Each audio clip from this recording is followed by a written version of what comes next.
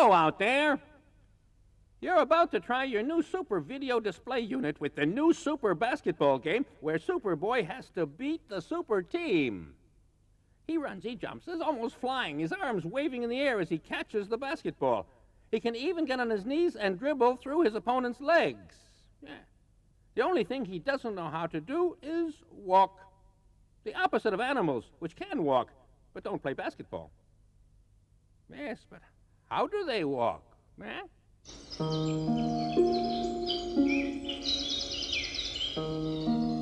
There's walking and walking. A horse doesn't move the way a lizard does. For lizards, as with crocodiles, the legs support the body weight. In other words, before leaping, it's obliged to lift its body so that it doesn't drag on the ground. Their legs can only move forward. The lizard grips the ground with its powerful claws and pulls its body forward in this manner, moving its 4 feet alternately, its back right leg walking on the exact spot left by the footprint of the front right leg, its body weaving as it moves. Its tail, which is raised slightly, acts as a counterbalance, especially when it's running.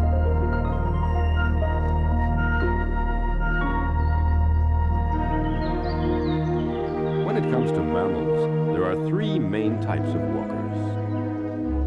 The plantigrades apply their whole hands and feet on the ground from the tips of the toes to the heel and the entire palm of the hand. These animals, such as the bear, can sometimes stand up. Man is also a plantigrade, who now uses only his legs to move. Digitigrades walk on their toes, which is the case with numerous carnivores. And there are the pointigrades, which walk only on their nails, which have been transformed into hooves. The fastest animals in the world are the digitigrades and pointigrades. The cheetah can reach a speed of 110 kilometers per hour and the galloping horse 70 kilometers per hour.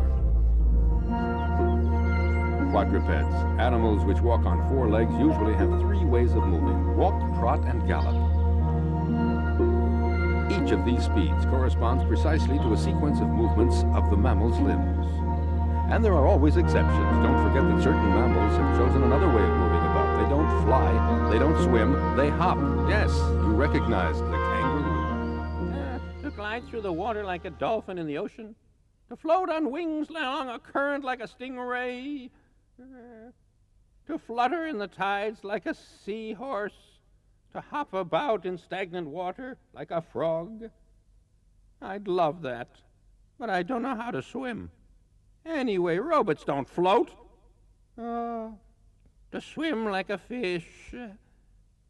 By the way, how do they swim?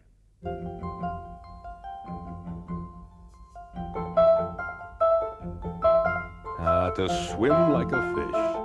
But for the other animals, it's totally impossible because fish have been built for swimming. A fish has powerful muscles on each side of its body which allow it to undulate its head and tail. The tail, called a caudal fin, gives them propulsion necessary to move forward. But that's not all. Fish also use their fins as well as the air exhaled by their gills to move forward. In fact, each type of fish has developed a specific way of swimming to suit its own needs. The faster a fish swims, the more it uses its lateral muscles. The slower it swims, the more it uses its tail. Between these 2 extremes, everything is possible.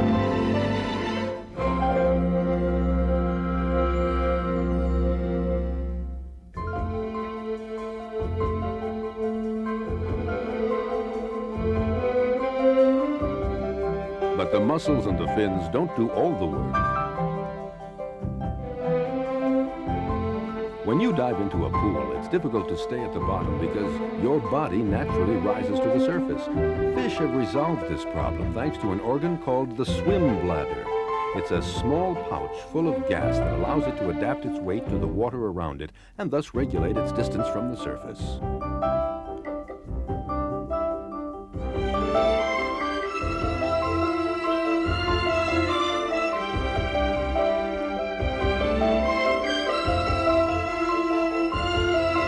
One last detail. The dorsal and anal fins are used for balance and the pectoral fins, those behind the head, as rudders.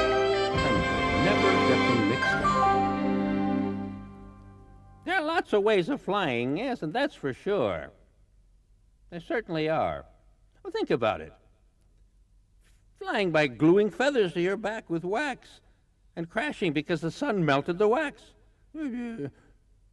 Flying by taking a plane to a faraway destination. Flying, I don't know, by being shot out of a cannon. Man has always dreamt one day of being able to fly. Like birds, yes. But how do they fly?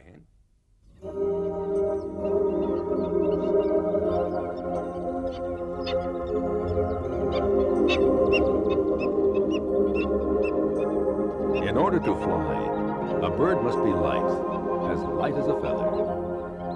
What allows a bird to be able to rise up in the sky is its feathers, and birds have lots of feathers, sometimes as many as 30,000.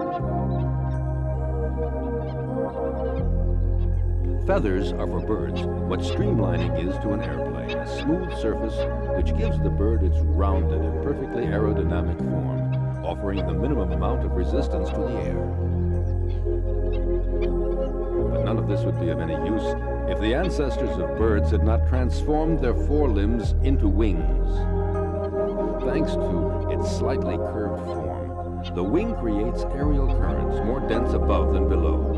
You could almost say that birds lean on air in order to fly.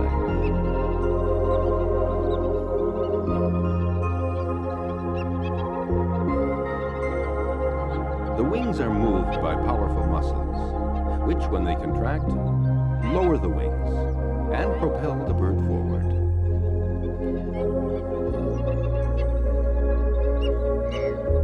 There are several ways of flying. There's gliding, which uses aerial currents.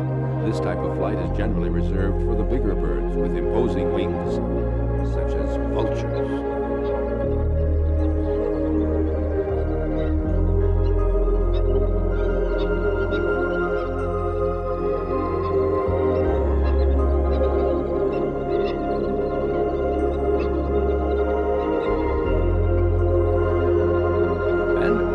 Flapping flight, reserved for small-sized birds. Here the wings do all the work, continuously beating the air.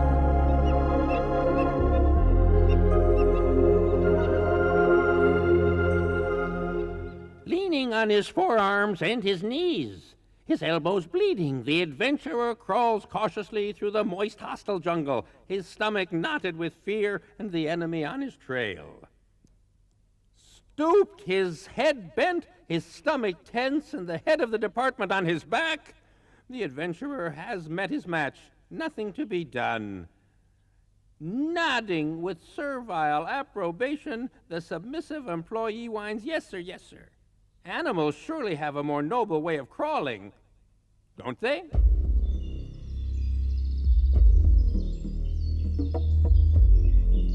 Snakes, like certain lizards, have lost their feet in the course of evolution. Looking at them, you'd think they all have the same way of moving about, and that crawling or sliding is always the same. Not at all. In fact, there are several types of reptation, which is the same thing as crawling. Grass snakes slide by undulating their bodies along the ground and use the different irregularities that they come across: stones, tufts of grass, mounds of dirt. And they push on them, and their entire body follows exactly the same path.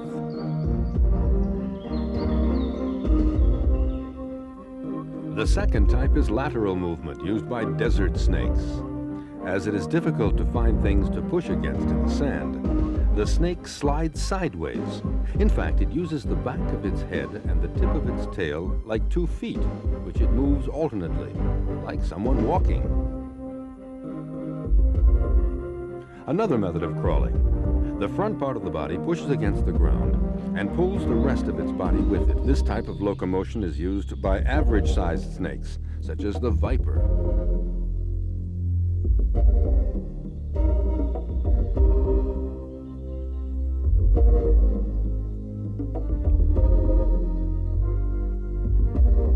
You see, crawling isn't so easy after all. But snakes don't live just on the ground. Some are excellent tree climbers, wrapping around one branch, going on to the next, like a Christmas garland. Covered with scales, snakes don't have to worry about getting hurt sliding along the ground. Their scales are in fact dead matter, insensitive to pain, and of course, they do not grow. That's why snakes must shed their scales regularly in order to have a bigger skin to fit them.